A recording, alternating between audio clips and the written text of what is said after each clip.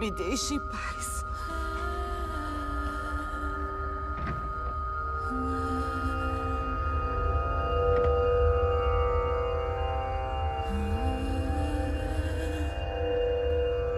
Deixe-me em paz.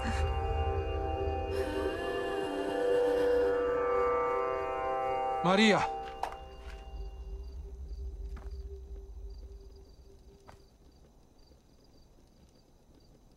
Maria de Magdala.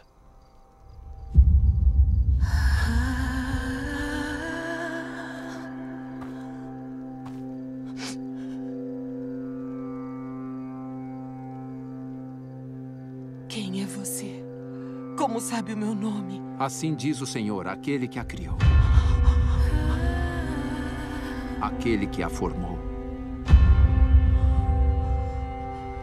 Não tema, pois eu a resgatei.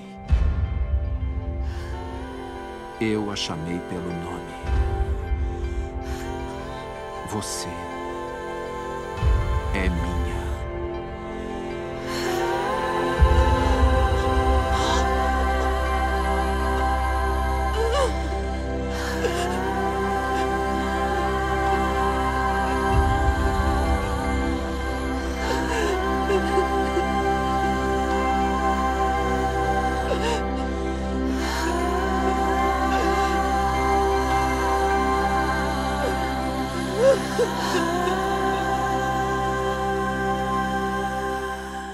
Bom dia a todos, meu nome é Marcelo Thiel, sou urologista e hoje eu vou fazer um vídeo diferente. Eu vou falar sobre os aspectos médicos legais da crucificação do Senhor Jesus Cristo. Agora, por que fazer esse vídeo? Qual é o motivo? Eu tenho postado vários vídeos sobre urologia e dessa vez um tema religioso. Ele transcende o tema religioso, ele fala do sofrimento de Jesus, desde o açoitamento até ao Calvário, onde ele foi crucificado. Poucos de nós conhecem realmente qual foi o nível desse sofrimento. Nós sabemos muito por diversos filmes. Eu acho que um dos mais realistas dele é A Paixão de Cristo, do Mel Gibson, estrelado pelo Jim Caviezel, em que aquele sofrimento chega próximo do que verdadeiramente ocorreu naquela época.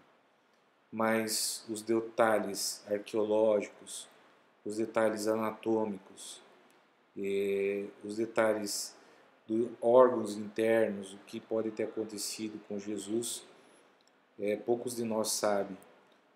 Mas a que custo? Né? E foi a um custo altíssimo. A crucificação é uma das piores mortes, uma morte excrucinante. Né? Excrucinante vem do latim, que é fora da cruz. Né? Mas é uma morte, uma das mais violentas mortes impostas ao ser humano. E eu quis estudar isso e quis passar isso nesse vídeo. Né?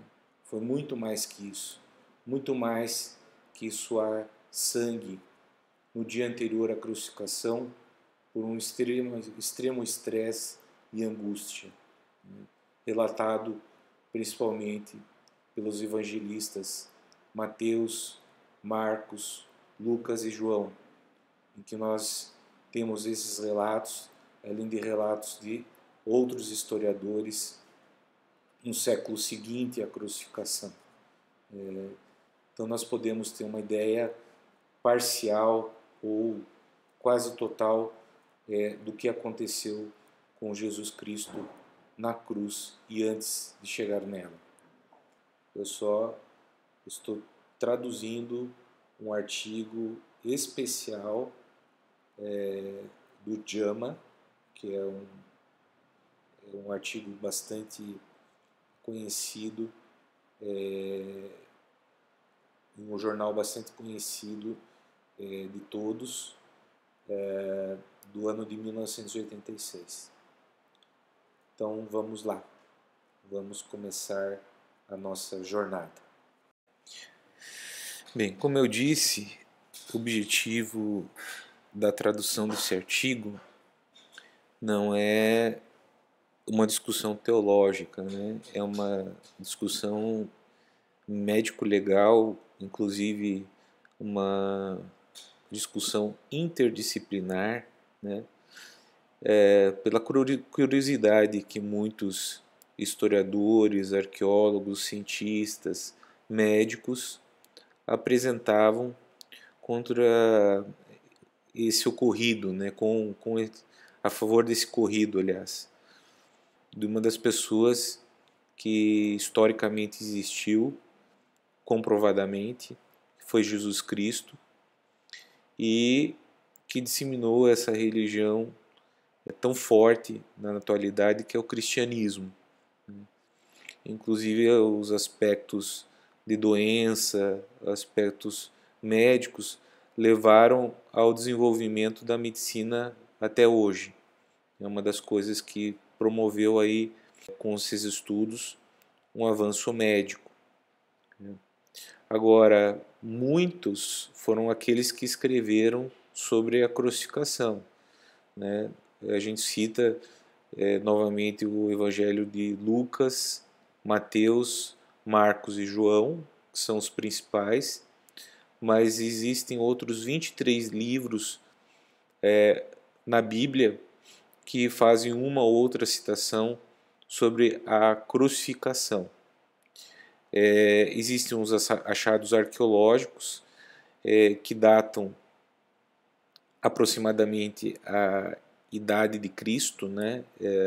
A idade que Cristo foi crucificado, claro, não do corpo dele, mas de corpos de outras pessoas que foram crucificadas, que corroboram com o que se acha hoje em dia de como foi a crucificação. Felizmente, né, pela ressurreição de Jesus Cristo, nós não temos um esqueleto, né? O ideal para esse tipo de estudo é ter pelo menos um esqueleto de Jesus para provar o que aconteceu com ele. Mas com a sua ressurreição e sua ascensão aos céus, depois de um tempo com os discípulos, isso não foi possível, né? Para quem acredita nisso, evidentemente. O que temos mesmo hoje, o nosso esqueleto, são a literatura médica.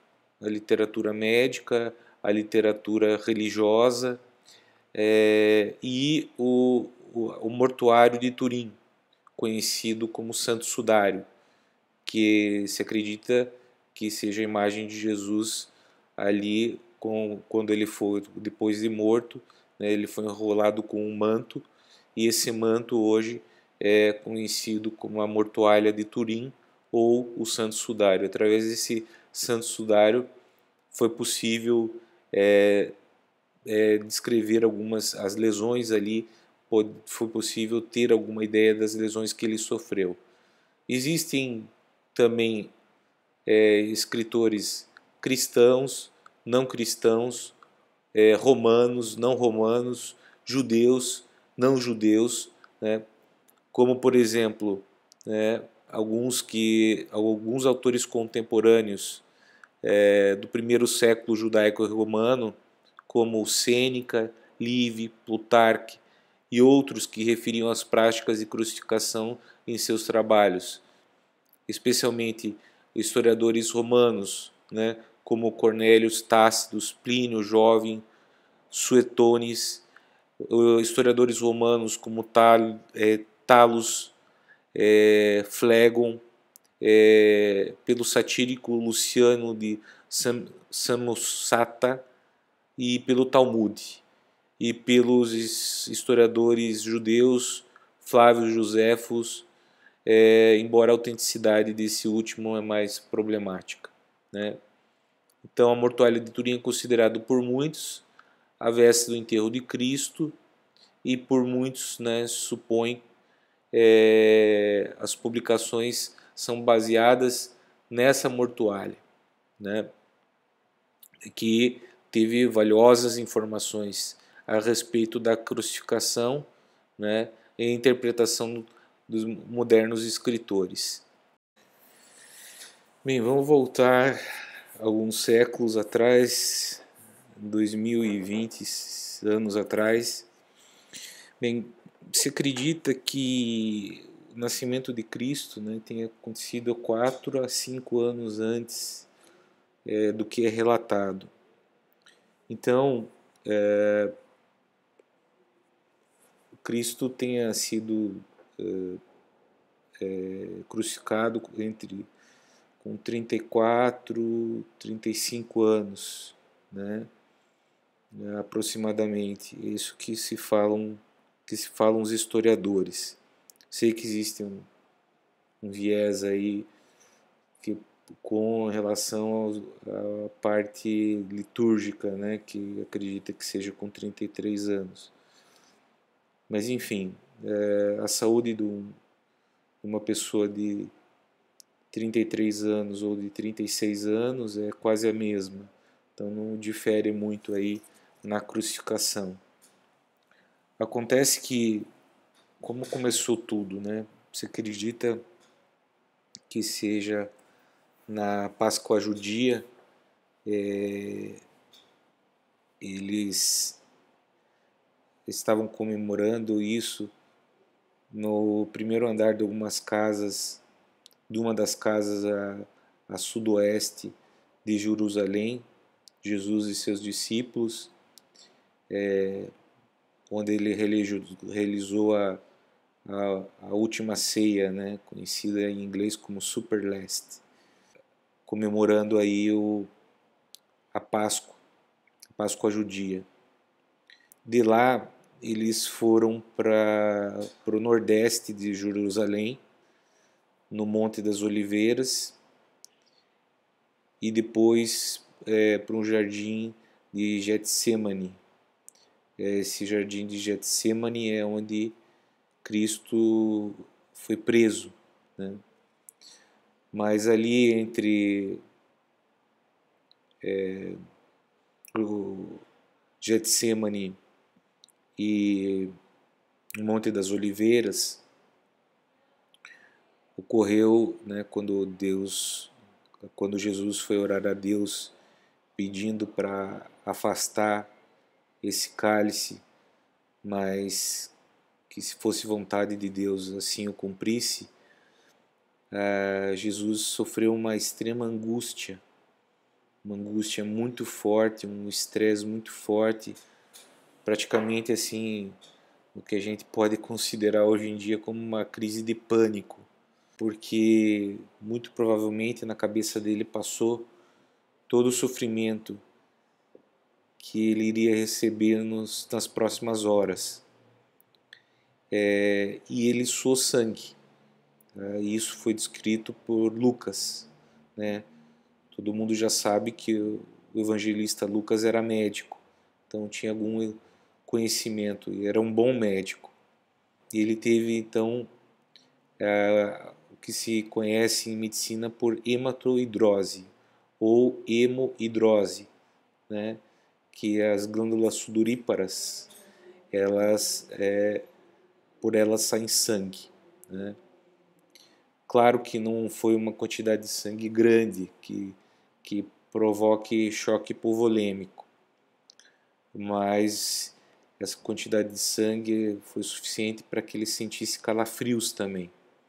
E infelizmente esse suor de sangue deixa a pele mais macia, o que não foi bom para o que viria depois, para o açoitamento, deixando a pele mais macia, porque ele não soa só no rosto, ele soa no corpo inteiro, e deixando a pele mais macia, e isso facilitava a laceração pelo açoitamento.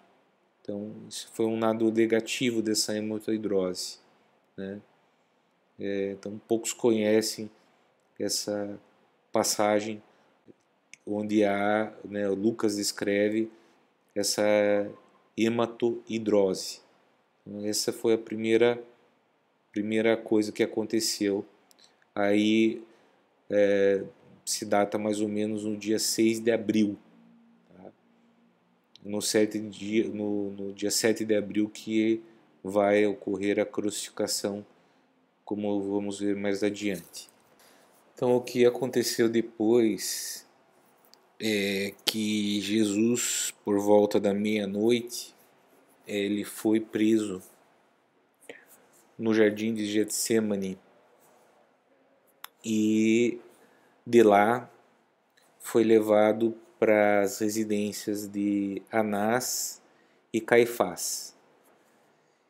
E junto com uma assembleia de políticos, o sinédrio político, né, eles declararam Jesus como culpado. E isso por volta da 1 da manhã, entre 1 da manhã e a aurora.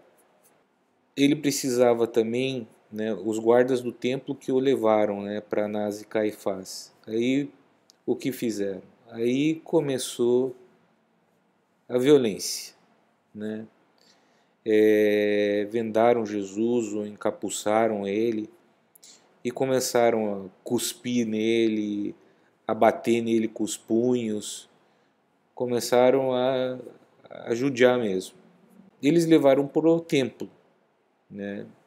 Onde foi novamente, teve o julgamento pelo sinédrio, pela Assembleia Religiosa, e ele foi declarado culpado de novo, né, por blasfêmia. E a sentença para blasfêmia seria a morte, né? Bem, só que eles não poderiam fazer isso sozinhos.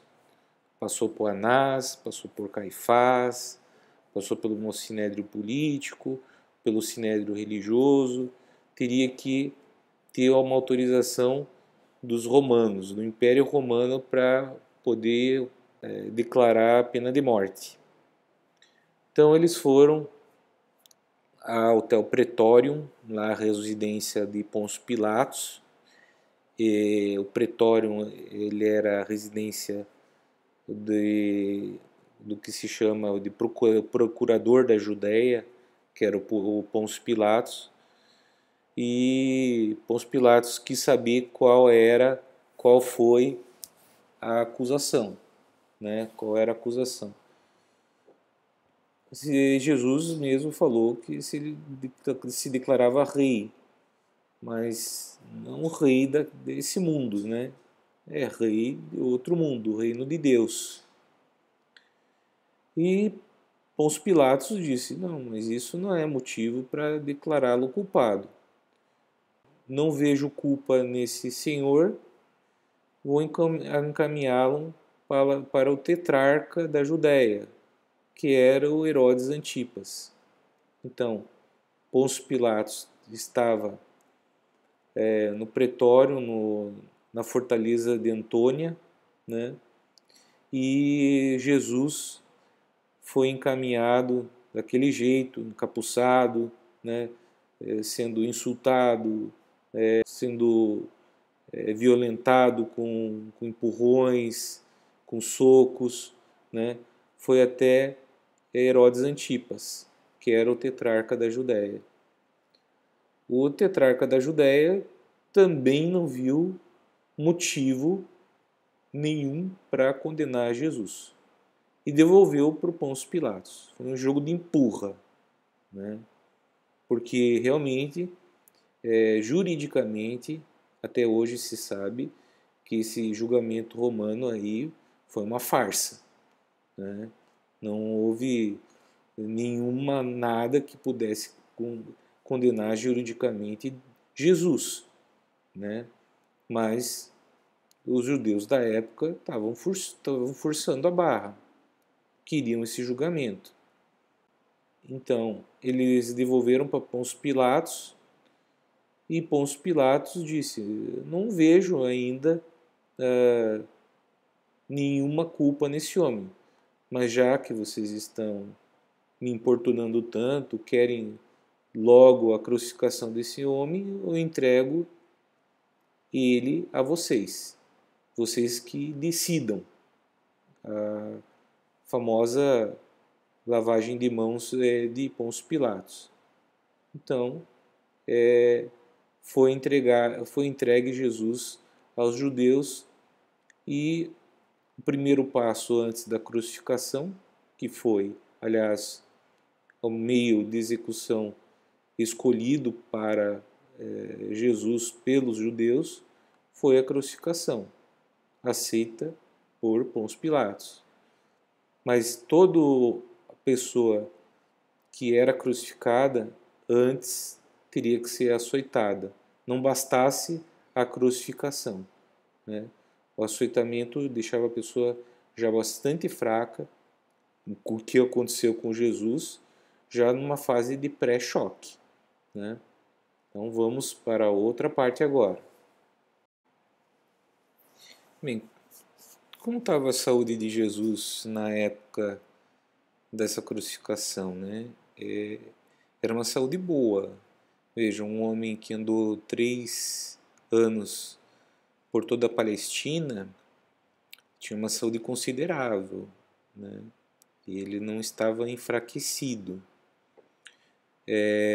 O que levou ao enfraquecimento dele, né, foi essa hematoidrose, né, esse suor de sangue, os calafrios, né, uma provável crise de pânico que ele teve ali, uma angústia tremenda, né, o afastamento dos seus amigos, né, os seus discípulos, se sentir sozinho, né, o julgamento judeu e o julgamento romano, né, de você ir lá desde o jardim de Getsemane até a casa de Anás e Caifás, depois ir para o pretório, depois ir para Herodes de Antipas, depois voltar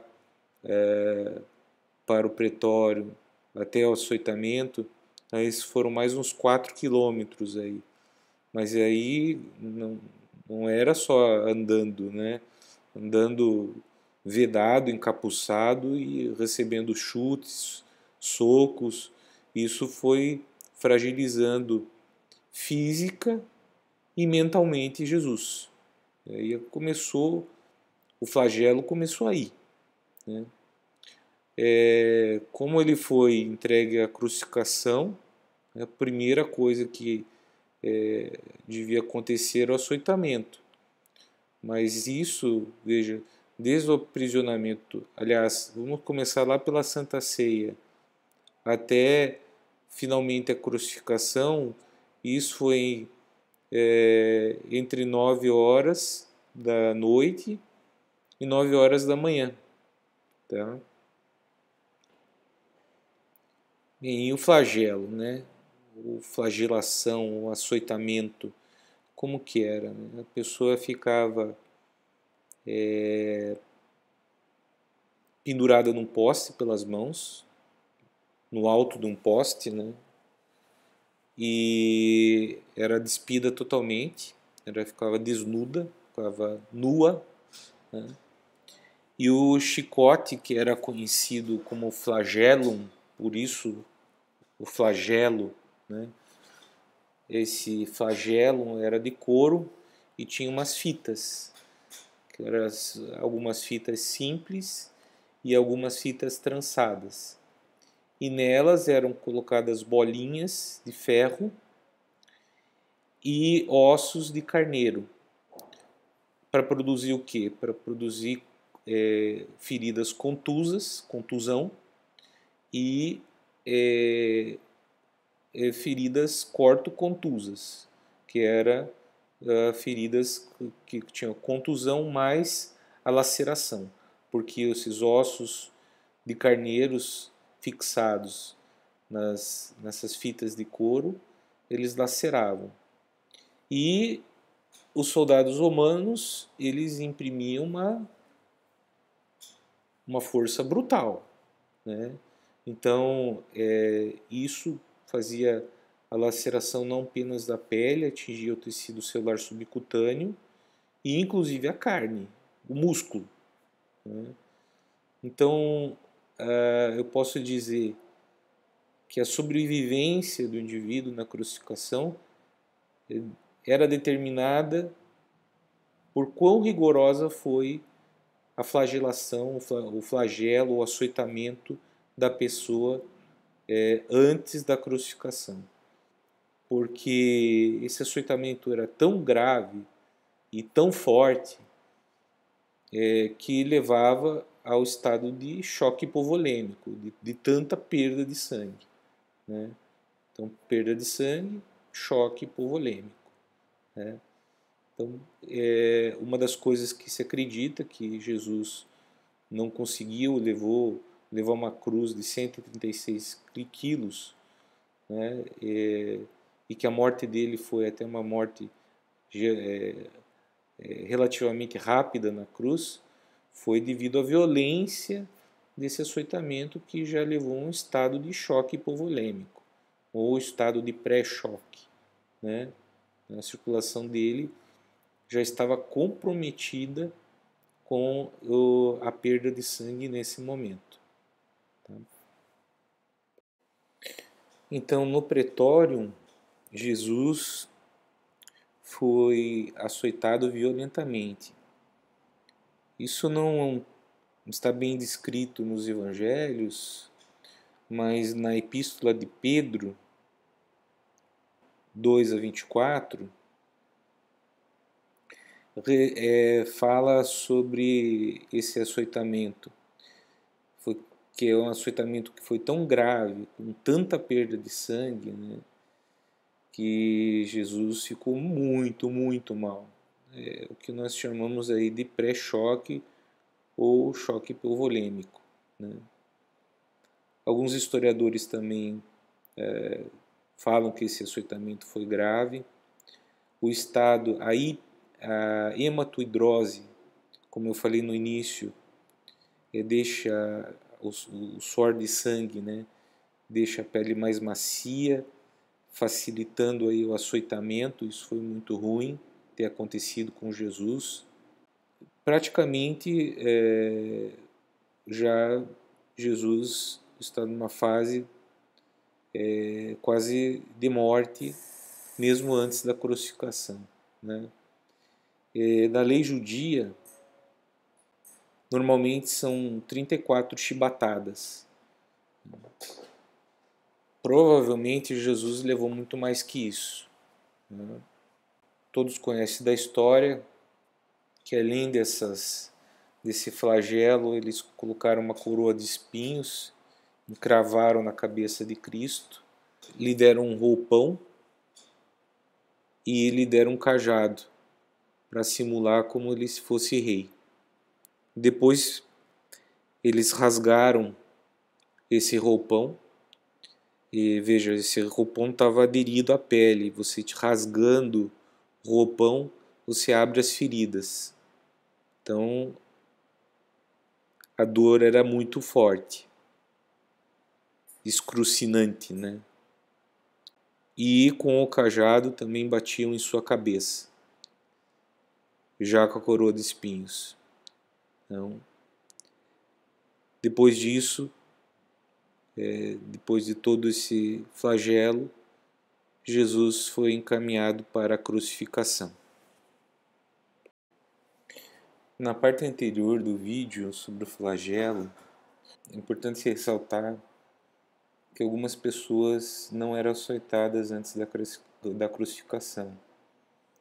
Eram elas mulheres, senadores romanos e soldados romanos, a não ser aqueles acusados de desertar.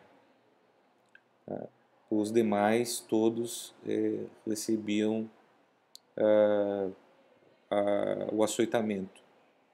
Bem, depois do açoitamento, a pessoa era direcionada a Gólgota, né? O Calvário, né? Que quer dizer caveira, né? E essa pessoa, ela tinha que carregar a própria cruz. A cruz, no seu peso total, ela é de 136 quilos.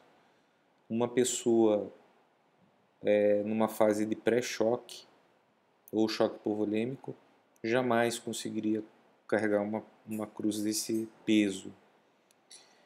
Na realidade, eles carregavam o que se conhece por patíbulum, que é a barra horizontal que se encaixava com a barra com o poste vertical, formando assim a cruz. E esse patíbulum, ele pesava entre 34 a 57 quilos. É um bom peso. Já bastante, era amarrado nas mãos, bastante pesado já num indivíduo que tinha acabado de ser açoitado. De onde vem esse negócio de crucificação? Vem lá do Império Persa. A gente sabe lá que a Pérsia era hoje a localização do Irã, né? E de Cartagena, que é uma cidade no norte da África, né?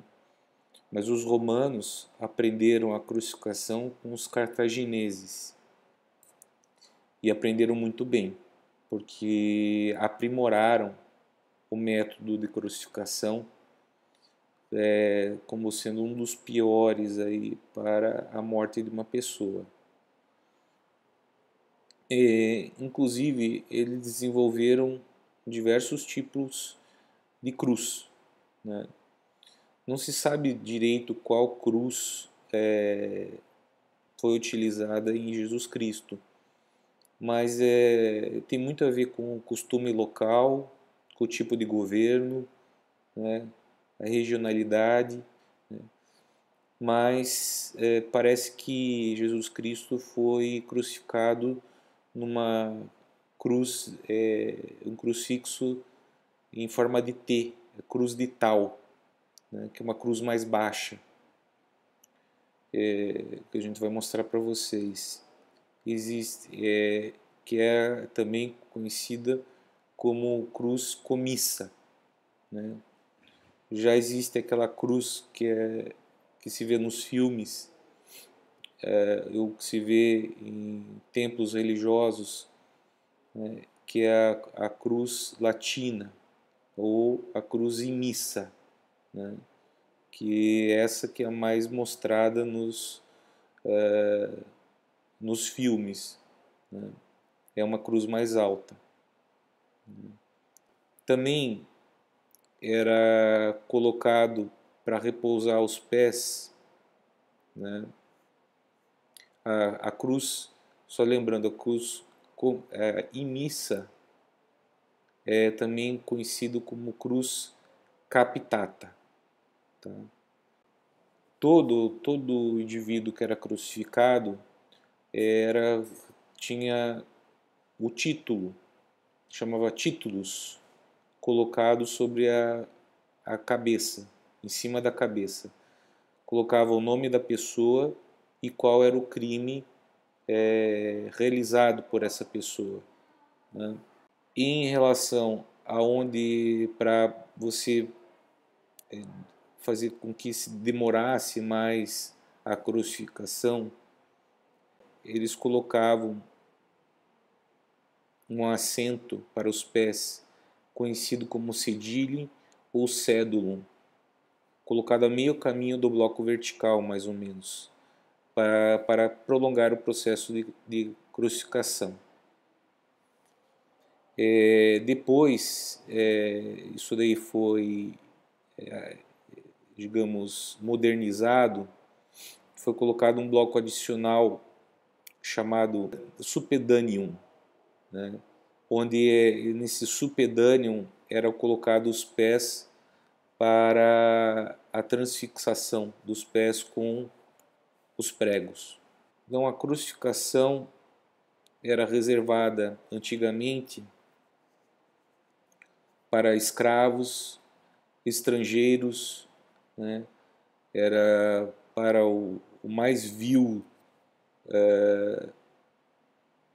dos assassinos, eram para pessoas mesmo que para os não romanos, né, um romano geralmente não era condenado à crucificação. E também era a não ser que fosse um soldado romano que teria desertado, que era levado à cruz, né? Quando a pessoa era levada à cruz, era dado para ela um vinho com mirra, tá? Para ela beber. Bem, eles ficavam todo esse tempo, né? Uma das coisas que eu falei, que Cristo ficou das 9 da noite às 9 da manhã acordado, né? Até o açoitamento. Imagine isso com fome, com sede, né? Mas geralmente para as pessoas que eram crucificadas era misturado, né, mirra com vinho, que teria um poder anestésico, tá? Então, quando a vítima, né, o criminoso, chegava no local da crucificação, carregando o seu patíbulo, né, que é aquela barra horizontal colocada atrás da nuca, que pesava de 34 a 57 quilos, as suas mãos eram amarradas ao patíbulo, mas pela estudos arqueológicos da época e a própria avaliação da mortalha de Turim, né, eu chamo de mortuália, mas é mortalha de Turim ou santo sudário, verificavam que as mãos das vítimas aí da crucificação eram pregadas, né? E não pelas mãos, e sim pelos punhos, né? Porque não existe tecido de sustentação suficiente para segurar o peso do corpo de uma pessoa pela palma da mão. Então o correto eram os punhos. Esses pregos eles tinham mais ou menos de 13 a 18 centímetros de comprimento e na ponta um eixo aí de 1 centímetro quadrado, né, para pregar essa cruz e atravessar o punho do indivíduo e atravessar o patíbulo também. A maioria dos usuários avaliados nessa época constataram isso, né? E os pés também eram pregados, né? Eles, ao invés de serem pregados ao lado do poste fixo, né, ou mesmo naquele local de descanso que é o supedâneum, às vezes eles pregavam direto no poste mesmo, sem ter o pé no descanso, o que, digamos assim, piorava muito a crucificação, deixava ela muito mais dolorosa, né? O títulos, que é aquilo que eu expliquei, que é o nome da pessoa, e em aramaico antigo, não sei se vocês sabem, Jesus chama Yeshua, né? Mas em latim, Jesus, né? Então o nome era colocado da pessoa, mais o crime pela qual ela está sendo crucificada. Jesus teve seus títulos colocado em hebraico, em latim e em grego, né? Isso, se eu não me engano, até a pedido de Pôncio Pilatos. No títulos de Nosso Senhor Jesus Cristo estava escrito assim: Iesus Nazarenus Rex Iade Eorum, né? Seria Jesus de Nazaré, Rei dos Judeus, né? Ridículo, né? Ridículo colocar em 3 línguas diferentes. Ridículo o crime que foi colocado também. Ridículo foi a sua a sua execução, ridículo foi o seu julgamento. Então, tudo errado, né? Geralmente a sobrevida das pessoas na crucificação era de 3 a 4 horas, mas poderiam durar, né, 3 a 4 dias. Imagine o sofrimento durante 3 a 4 dias. Quando durava muito tempo, né, essa quantidade de tempo estava diretamente proporcional à violência do açoitamento. Se ele foi açoitado para valer igual a Jesus, a morte era rápida. Agora, se o indivíduo foi um açoitamento leve, se existia isso lá, um açoitamento leve, ele durava mais tempo na cruz.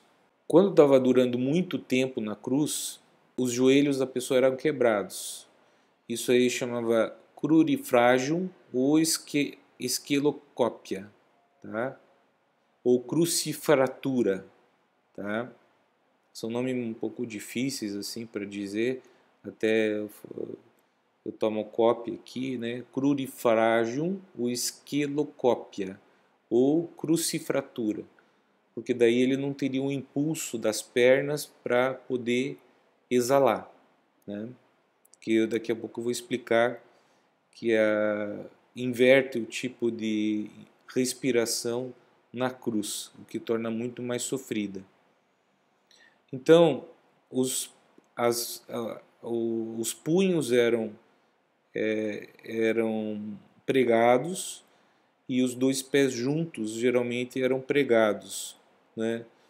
E poderiam descansar no supedâneum, né? Que era aquele lugar, né, onde descansavam os pés. Eles poderiam colocar ali e ficava, digamos, melhor, mais confortável, se existe esse termo, na crucificação. Ou às vezes não, às vezes nem no aquele cedilho que eu falava na cruz de tal, né, nem nesse supedâneo, nessa cruz latina, era colocado direto o pé na barra mesmo. Aí a sofrência era maior, tá bom? Então, continuando aspectos médicos legais da crucificação, não incomumente ocorria que os pássaros principalmente com presas, mordessem a cabeça, os olhos, a boca do indivíduo crucificado. Normalmente esse indivíduo crucificado ele ficava lá até a sua morte e ele era devorado por animais predatórios, né? Toda a sua carcaça era devorada por esse tipo de animal, a não ser que a família solicitasse a um juiz romano a retirada do corpo da pessoa para ela não ser devorada e ela ser sepultada, né, nas suas tumbas. O que aconteceu com Jesus foi que era uma sexta-feira e eles queriam que os corpos fossem retirados logo, inclusive foram quebradas as pernas dos 2 ladrões que o acompanhavam, que não tinham morrido ainda, para morrerem mais rapidamente, devido ao Shabat, né, que é o sábado sagrado deles, dos judeus. Então, para não atrapalhar essa cerimônia religiosa sagrada, se precipitou a morte dos outros 2 que acompanhavam Jesus. Para ter certeza da morte da pessoa, um treinamento que o soldado romano não tinha era a perfuração do tórax da pessoa, da direita para a esquerda, através de uma lança, e essa lança tinha mais ou menos aí de 1,5 metro a 1,8 metros de comprimento. Então facilmente atingiria o coração, principalmente na cruz menor, que é a cruz de tal. Bem, o açoitamento prévio à crucificação já tinha o intuito de provocar um choque hipovolêmico, né? Uma perda constante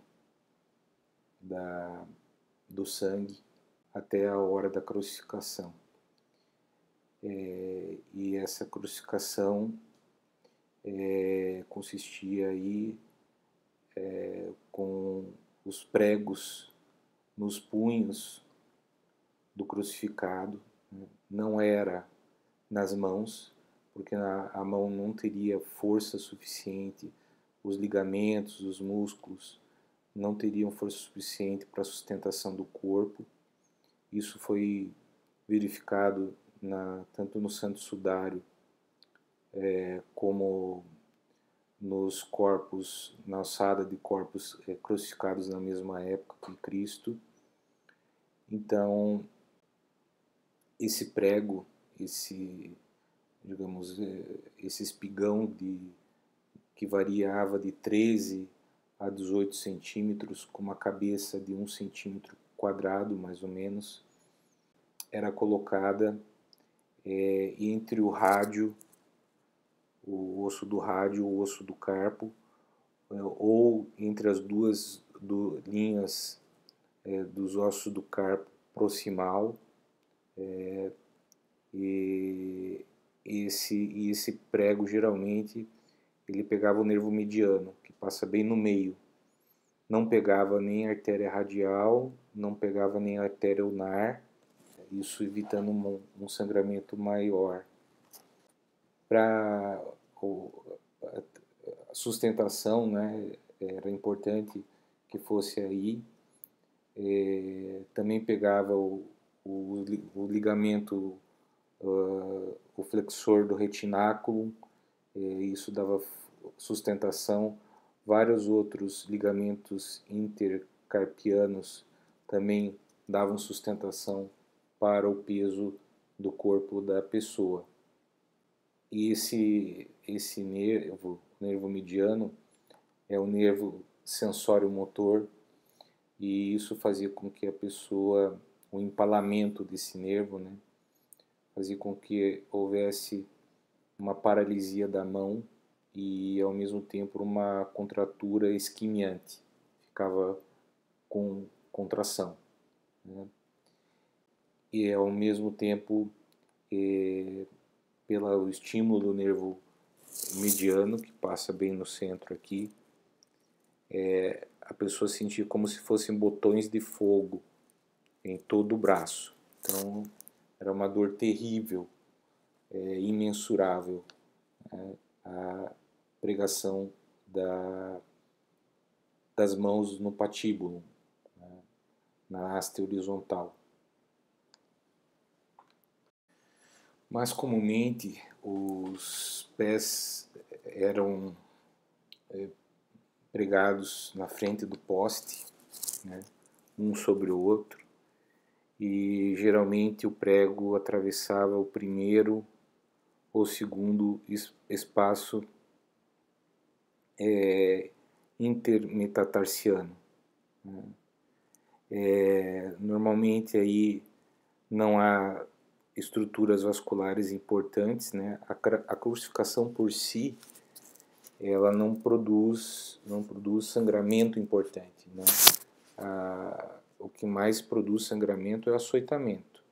A crucificação por si, seja a pregação dos punhos e a pregação dos pés, a não ser que tenha inadvertidamente seja pego um arco plantar, né, uma artéria radial, seja pega inadvertidamente. Mas a crucificação em si não produz grande quantidade de sangramento, né. Às vezes o que poderia acontecer, bem, como eu falei, no primeiro, segundo espaço intermetatarsiano, distal, a junta tarsometatarsiana, né? Era distal essa junta. E normalmente pegava ali, poderia pegar o nervo peroneal profundo, ou o nervo medial, o ramo medial e o ramo lateral dos nervos plantares, né? Poderia acontecer isso aí, né? O que acontecia? Os braços ficavam totalmente estendidos, né? E nós respiramos e uma inspiração ativa e geralmente uma expiração passiva. No crucificado isso muda de parâmetro, porque o crucificado fica com uma inspiração passiva e uma expiração ativa. Então, para expirar, cada vez ele tem que se levantar, se reerguer para poder expirar, né? Então, a forma com que os braços ficam estirados, né? Os punhos pregados, né? Levava uma parestesia, uma dormência, né? E também levava cãibras, né? E deixava os músculos intercostais numa posição de inalação, né? A respiração, a expiração era diafragmática e principalmente curta, ao que levava um estado de hipercapnia. E esse estado de hipercapnia levava mais paralisia e mais cãibras. Então, essa morte é uma morte extremamente dolorosa. Para a pessoa exalar, ela tinha que empurrar os pregos lá que estavam entre os espaços intermetatarsianos, né? Empurrar o tarso contra o prego, fazer uma adução dos braços, né? E uma dobra dos cotovelos, né? E ao mesmo tempo girava as mãos que estavam assim para cá, né? Fazia um movimento de rotação das mãos que já estavam com uma contratura já isquêmica, né? E paralisia. E essa dor e essa rotação das mãos causava mais dor ainda. Então, para respirar, né, era um sofrimento enorme. E há uma questão sobre qual é o motivo da morte, né, na pessoa da cruz. Quando ela pregada na cruz, né, quando eles viram o crucificado de costas, tudo aquilo começa a raspar, aquelas feridas do açoitamento começam a abrir novamente, porque raspa, né, quando eles viram o indivíduo para fazer a pregação, né, colocar os pregos nos punhos e nos pés. E também a cada movimento que o crucificado faz, ele raspa toda a parte das feridas das costas novamente, né? E essas feridas já estão sujas, porque, né, quando foi pregado no solo, quando eles viram terra entrar ali, fica tudo sujo, né? Essas feridas corto-contusas. Então, geralmente, o motivo da morte das pessoas que sofrem o binômio açoitamento-crucificação é o choque hipovolêmico, né, associado a uma asfixia, né, e essa asfixia é mais rápida ainda quando se faz a crucifratura, que é quando você quebra os joelhos do crucificado, porque ele daí não tem mais força para subir e exalar, né? Mas também pode morrer de outras coisas. Pode morrer de desidratação, de arritmias induzidas pelo estresse, de derrames, né, derrames líquidos, pelo acúmulo de líquidos, uma insuficiência cardíaca congestiva, um derrame pleural, pode ser um derrame pericárdio, e mais até uma explosão cardíaca, que pode ter sido a causa da morte de Jesus Cristo, né, como vamos ver mais à frente. Por volta das 9 horas, Jesus Cristo saiu do pretório em direção ao Gólgota. Era aproximadamente uns 600 a 650 metros. Ele foi vestido novamente e, devido ao forte açoitamento, ele já estava num pré-choque. Ele não estava aguentando levar o patíbulo. E por esse motivo foi solicitado que uma das pessoas que observava esse martírio o ajudasse, que foi Simão de Cirene, ou Cirineu, que ajudou levar o patíbulo até a Gólgota. Quando chegou lá, foram retiradas suas vestes, né?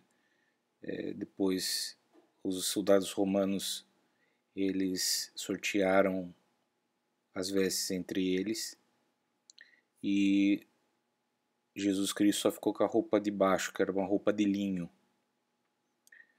Foi oferecido a ele vinho com mirra, que era um anestésico, e ele não aceitou. Ele foi crucificado pelos punhos, como se sabe arqueologicamente,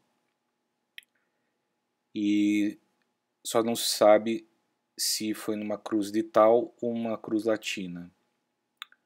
Pelos dados arqueológicos, foi numa cruz de tal, pela tradição, como se vê nos filmes, seria a cruz latina. Ele falou 7 vezes durante a estada na cruz e falava durante a exalação, e por volta das 3 da tarde soltou um forte grito, e esse grito foi evidenciado por todos e foi o momento em que ele veio a falecer, provavelmente por uma explosão cardíaca. Ainda durante a crucificação tentaram oferecer numa esponja vinho com vinagre para ele, uma forma de zombá-lo. Isso preso num caule de uma planta chamada isopo. E essa planta não tem um caule maior que 50 centímetros, o que faz pensar que provavelmente era uma cruz de tal. Para acelerar a crucificação dos 2 ladrões, foram quebradas as pernas desses 2 ladrões. Não foram quebradas as pernas de Jesus. Isso tudo para não atrapalhar o Shabat, como já falado anteriormente. Para garantir a morte dos crucificados, uma lança ou uma espada atravessava o tórax da direita para a esquerda. E isso foi feito, e saiu água e sangue do tórax de Jesus Cristo, provavelmente por um derrame pericárdico, um derrame pleural, seguido pela perfuração cardíaca. A morte de Jesus Cristo aponta teses diferentes, né? que levou ele realmente à morte, na crucificação, e a natureza do ferimento perfurante pela lança ou pela espada no seu tórax. O Evangelho de João é bem claro com relação a isso, falando que houve uma lesão pleural, ou seja, houve uma lesão torácica, que aponta por uma perfuração torácica. Porque há outros relatos em que não seria uma perfuração no tórax, e sim uma perfuração do abdômen com saída de água por líquido acítico ou pela perfuração da bexiga com saída de urina. Mas o que mais se sustenta é a versão do Evangelho de João por uma lesão intercostal. E essa lesão intercostal perfuraria a pleura, o pulmão, o pericárdio e o coração, que estaria com as suas paredes, principalmente do átrio direito, do ventrículo direito, bastante adelgaçadas, e o ventrículo esquerdo é bastante contraído. Então, se fala na saída de água e de sangue. Em grego, você geralmente coloca a palavra com maior proeminência. Então, o sangue, como houve maior quantidade de saída de sangue do que de água, quando se descreve o que saiu mais. Então fica a dúvida aí se o que saiu primeiro foi sangue ou o que saiu primeiro foi água. Provavelmente aí tenha saído água por primeiro, devido a uma insuficiência cardíaca aguda, né?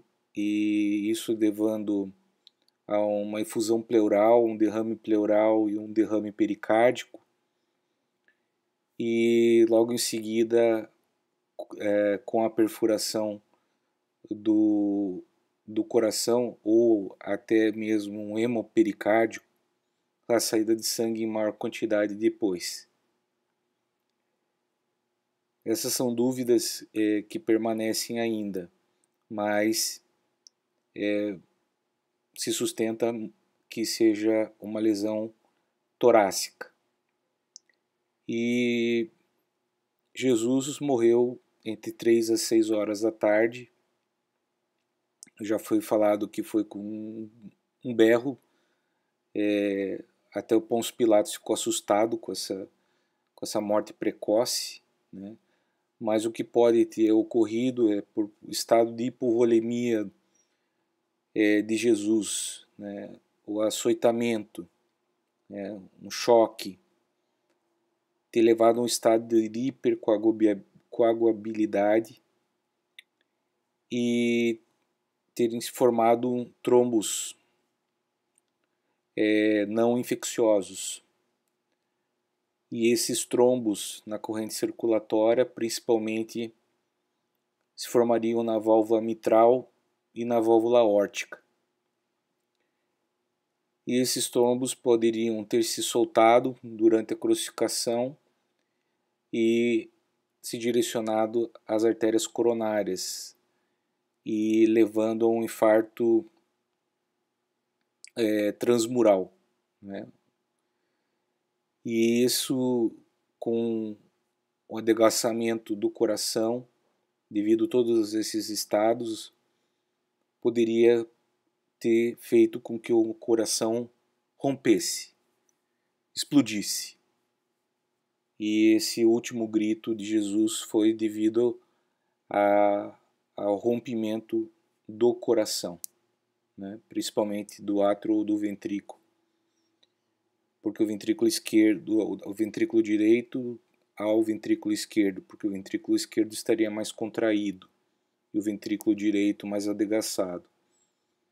O fato que podem também, devido a esses estados de hipovolemia, de choque devido ao grande sangramento, pode desenvolver arritmias, insuficiência cardíaca, como já falado. Então, outras causas de morte que podem ter ali na crucificação já ditas, podem ser essas. Com certeza houve uma perfuração do tórax para segurar a morte de Jesus Cristo, e ele foi retirado da cruz para ser levado ao sepultamento. Porque alguns podem acreditar, queiram ou não, que ele foi retirado com vida. Além de tudo que ele passou, e não teria ocorrido ressurreição, e sim o indivíduo ter ficado num estado letárgico, mas com vida. Não, mas ele foi retirado sem vida. Obrigado pela paciência e estou à disposição nos canais.